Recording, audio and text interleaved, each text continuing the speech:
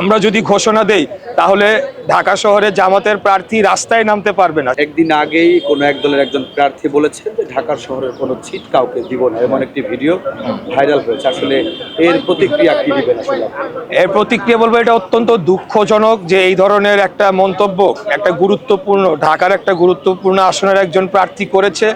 আমি বলবো যে এই কথাগুলো তারা এখন একটা হাস্যরসে পরিণত হয়েছে। এই কথাগুলো তারা বলছে কেবলমাত্র তাদের নেতাকর্মীদের উজ্জীবিত রাখার জন্য। আমরা যদি ঘোষণা দেই তাহলে ঢাকা শহরে জামাতের প্রার্থী রাস্তায় নামতে পারবে না, সেটা জামাত হোক বা ইয়েই হোক, কিন্তু আমরা আন্দোলন সংগ্রাম করে এই জায়গায় আসছি, আমরা ভেসে আসি নাই। আমাদের দীর্ঘ 17 বছরের ত্যাগ রয়েছে, আমাদের বহু ভাইদের রক্ত রয়েছে। তারা কোথায় ছিল? তারা তো হঠাৎ করে বের হয়েছে 5 তারিখের পরে, অগাস্টের 24-এর পরে এই গুপ্ত বাহিনী তারা হঠাৎ করে উদয় হয়েছে বেশিরভাগই। এর আগে আমরা দেখেছি তারা ভোরবেলা 6টার সময় যখন রাস্তাঘাটে জনগণ থাকতো না, তারা চুপ করে অন্ধকারে বের হইতো, মিছিল করে তারা চলে যেত। এই ছিল তাদের আন্দোলন সংগ্রাম। আমরা রাজপথে বুক ফুলিয়ে রক্ত দিয়েছি, আমরা গুলির মুখে দাঁড়িয়ে আমাদেরকে হত্যা করা হচ্ছে 17 বছর যাবৎ, গুম খুনের শিকার হয়েছি, আমরা কোনো সময় পিছু হটে যাই না। তাই এখন যেটা বলছে, তারাও জানে যে তাদের সব ঢাকা শহরের সবগুলার জামানত বাজেয়াপ্ত হওয়ার সমূহ সম্ভাবনা রয়েছে, এটা তারাও ভালোভাবে জানে। এটা কেবল তাদের নেতা কর্মীদের উৎসাহ জাগানোর জন্য তারা করছে। আর যদি তাদের অন্য কোনো চিন্তা ভাবনা থেকে থাকে তাহলে বলে দেব যে ইলেকশনের অনেক আগেই আমরা তাদেরকে ক্লোজ করে ঢাকা থেকে বিতাড়িত করে দেব, এটা আমি বলবো।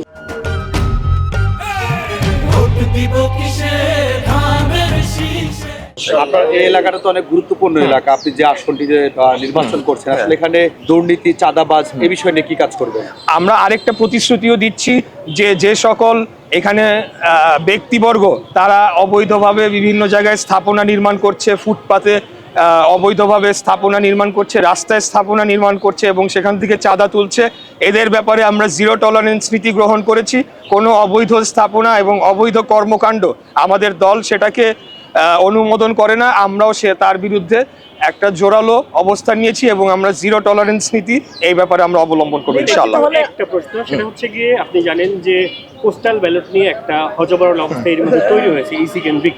তো এই মুহূর্তে বিএনপির পক্ষ থেকে অভিযোগ করা হচ্ছে যে ইসি উদ্দেশ্যপ্রণোদিতভাবে বা ইচ্ছাকৃতভাবে এমন একটা ঘটনা ঘটাচ্ছে।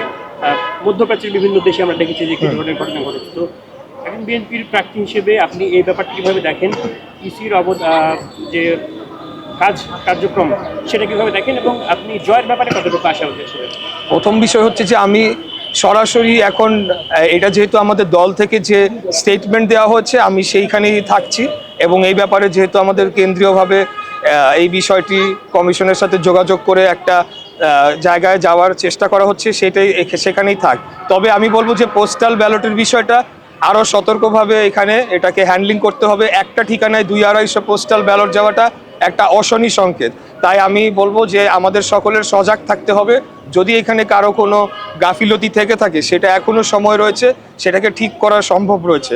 এর পাশাপাশি আপনারা জানেন পোস্টাল ব্যালটের কিন্তু আলাদা একটা কেন্দ্র রয়েছে, সেখানে আলাদাভাবে গণনা হবে। তো সেখানে যদি কোনো অনিয়ম হয় তাহলে পোস্টাল ব্যালটকে তো আমরা আমলে নিতে পারবো না চূড়ান্ত ফলাফলের জন্য। এটা আমি বলতে চাই, যদি কোনো ধরনের অনিয়ম পাওয়া যায়, আরও বেশি পাওয়া যায়,